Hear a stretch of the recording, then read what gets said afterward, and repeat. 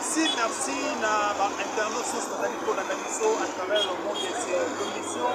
Quelques mots pour faire. Nani alibaki ici là kabu ya bakoyo Canada.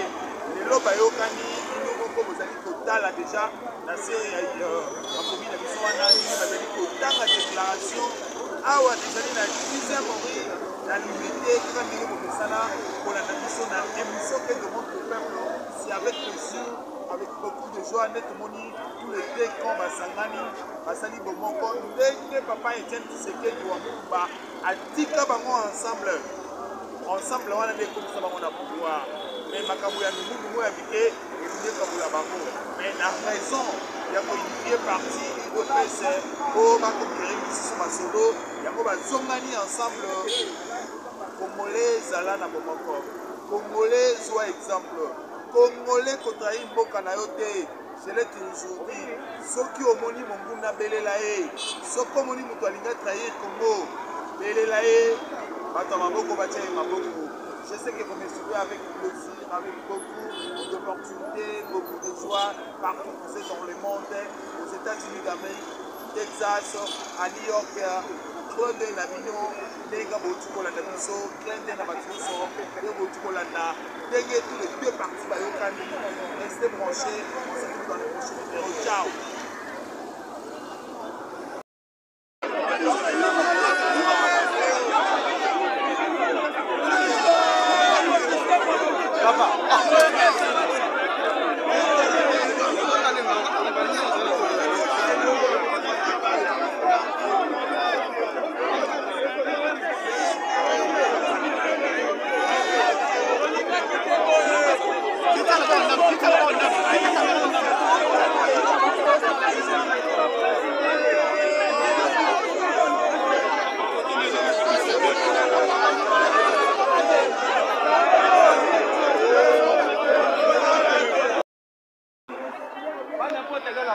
On est juriste.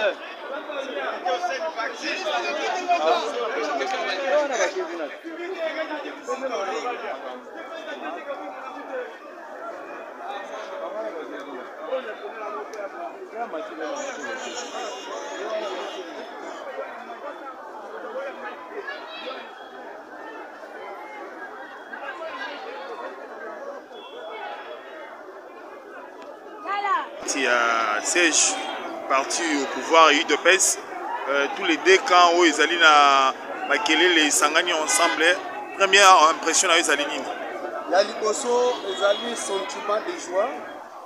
Wapi na kubanana no kodelia ngona mokoza mboka. Félix Antoine Tshisekedi qui est notre autorité de référence à parti. Wapi décision pesa melaki et que ma cadre ya parti bazalaki obligé ya koto ça pourvu que nous sommes un parti au pouvoir, à ne pas oublier que parti nous sommes na pouvoir et ça n'a pas objectif. Alors on ne pouvait jamais atteindre les objectifs tout en étant dans la division, tout soit dans ma mésentente. On est sans mieux que na IDPS parti na biso école de la démocratie, ma rivalité et ça n'a gâté. Mais je crois que non, je remercie le deux partis oyo ba obtempéra modori ya mokonzi ya mboka et que les lots oyebi que non ceux qui bankoy bazobunda matiti nde monaka pasi mais tomoni que non na bosangani na bango nga na kosenga bango bazala sincère envers le président de la République, bazala pe sincère envers les combattants parce que les lots omoni na bosangani na bango bakombata biso banso tobimine sengo. Alors je crois que ezala kaka pona lelo te continuité ezala parce que ils ont ça la fierté qui a parti au pouvoir parce que nous devons prêcher par l'excellence que nos partis aux ezali kokamba mais boyoka ezali na quantité.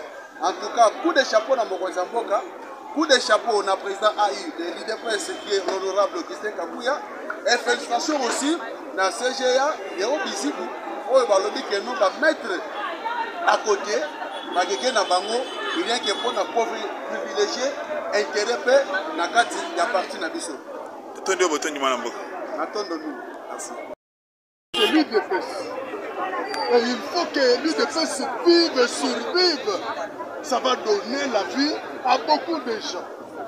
Alors si les individus, CG Kabouya, CG Bizibou, arrivent à se mettre ensemble, c'est ce que le chef de l'État veut. Pourquoi? Puisque ça c'est son parti de provenance. Alors moi je suis content que l'institution ait la vie. L'institution c'est l'UDPS. Voilà mon point de vue. Marquez votre point de vue, marquez leur rencontre ici. Mais ce qui se dit dans les réseaux sociaux, dans les couloirs, qu'il y a un problème de texte. Est-ce que vous, l'IDPS, vous allez respecter les textes comme les 13 parlementaires déclaraient toujours, décidaient toujours, donner leur point de vue pour les textes? Avec cette stade, vous allez respecter les textes? J'aurais aimé que vous émettiez mon point de vue ici sur les réseaux. Et je vais vous donner la réponse. Lorsque vous parlez de 13 parlementaires, je ne vois pas ça. Mais je vois le texte signé le 12 mars 2013 par le patriarche Etienne Tshisekedi. Il parle de la feuille de route que nous appelons le statut du parti. Ok? Donc c'est là-bas que l'institution que j'appelle l'UDPS peut avoir la vie. Donc c'est ça. J'ai répondu sur base des statuts dont vous avez touché. Et j'ai donné même la date. Le 12 mars 2013, le Sphinx a signé les statuts complétés, modifiés et corrigés. Ok? Et alors on doit aller à ça. Voilà ma réponse. Est-ce que nous allons quitter le stade de Tosobika? Non mais ça ce sont juste des histoires qui ont survécu dans le brouillard. Ok? Mais le texte reste sacré. Voilà. Le parlementaire debout accuse le CG Kabouya et le CG Bizimou pour dire que aujourd'hui les parlementaires debout n'ont pas la place au sein de l'IDPS. Vous êtes quand même un patriote, vous êtes quand même.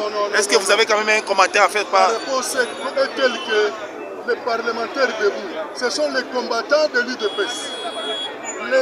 La Ligue des jeunes, ce sont les combattants de l'UDPS, la Ligue des femmes, toutes les institutions dans les partis.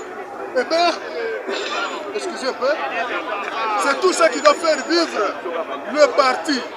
Donc le parti doit vivre, l'institution doit vivre, doit résister au coup. Voilà ce que je dis. Merci. Les noms? C'est Papa Zadio, la Fédération d'Afrique du Sud. Merci. Le LOIDPS, Tomoni, tous les deux camps, Sangani ensemble.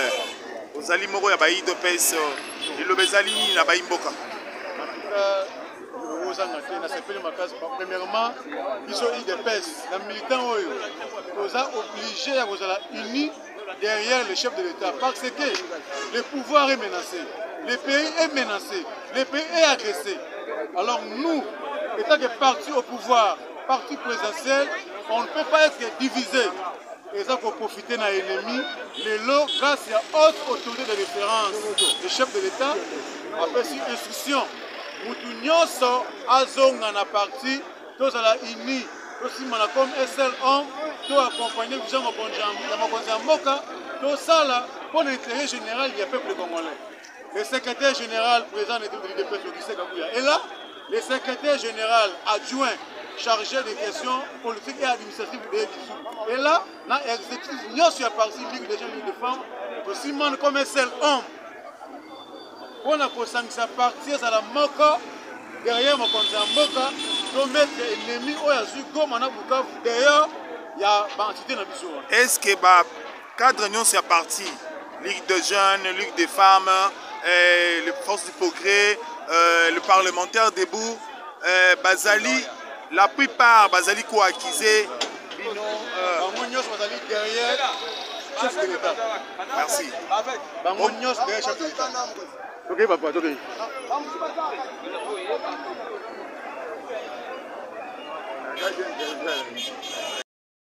Bango bakonzi biso étape tozali nango souci ke bandeko baya nanu tosangana eza bongo te président oui soko bakisa na français c'est étape oyo etikali bandeko baya bosangana mais ce qui se dit dans les couloirs IDPS au pouvoir les parlementaires debout basuna valeur te c'est les forces d'hypocrisie nde ezozwa impact makasi yango ezosala pe échec ya makambo mosusu ozali cadre et l'IDPS commentaire na Yuzanine. Oui, vous avez raison. Vous avez raison, puisque le cadre n'a pas négligé le parlementaire debout. Netiga na zoroba na za parlementaire debout, na za communicateur et IDPS ngamu tunakambaka ba parlementaire debout ya 10e nyonso. Toza négligé wana ozana raison. Yango toza kosenga lokula bandeko baye, ba cadre ko banda tata mokoza école a raisonner. Ba combattant de ba pesa faci pouvoir. Ba combattant de to tumba moto wana lelo présence au pouvoir. Yango wana tolobi ko banda numéro faci beton. Tozongi na Augustin Kabuya ba raisonner bona ba combattant na ba parlementaire debout. IDPS bozali ko welela likambo ya makomi na lopoto lingala. Est-ce que beaucoup respecter makomi ndenge ezali ko ekomami bien na règlement d'ordre interne na statut na bino pa ezali etumbu o IDPS bozali ko bundela makasi ba imboka bali ko landa bino partout. Est-ce que beaucoup respecter yango? Nazo peso réponse mbala moko sana na lobibo. Omoni to koma ikolela oke bana mibale bazo swana na lupa papa ke musala. Mama akoki kopesa bana kimia te. Mutoko yako pesa bana kimia te papa. Yango wana papa Félix atalaki na no pesa bana kimia te. Lukula papa Félix apesi bana kimia na makambo yo zolo ba ya ordre intérieur wana akopesa yango kimia kokota partout. Réponse na ngaya. Merci beaucoup. Merci. Papa. Dans soit illustration pardon. Deuxième madame on a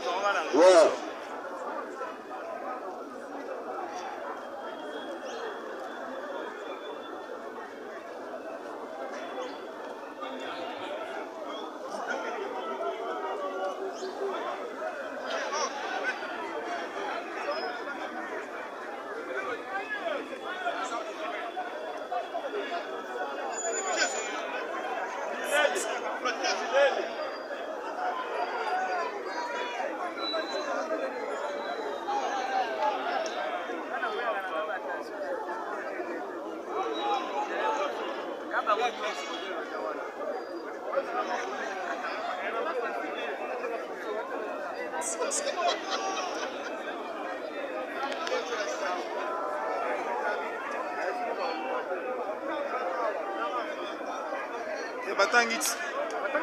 Ah nani petit wana nani comment il c'est alum.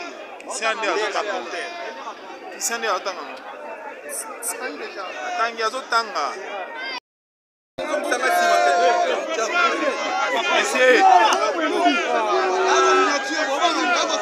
Ah miniature cela na vidéo te. Il veut voir prendre biso musala vraiment. Elvis. Bolim sa biso ba. Eh na lobi ma ngana ba vérité ko. Yo kan tsana banga ba pona lo. Ya ba prendre biso musala makasi ba.